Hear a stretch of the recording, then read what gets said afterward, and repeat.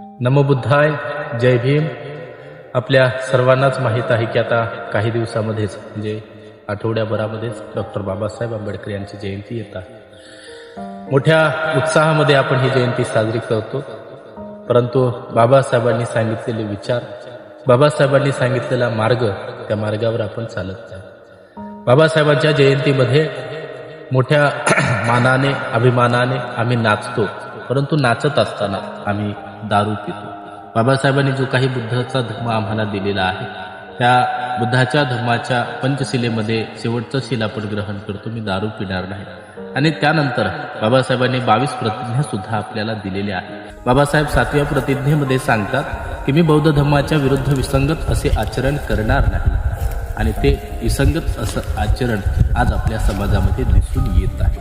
खऱ्या अर्थाने जर आपल्याला डॉक्टर बाबासाहेब आंबेडकरांना अपेक्षित त्यांची जयंती साजरी करायची असेल तर धम्म आचरणात आणा. बाबासाहेबांचे विचार डोक्यात ठेवा.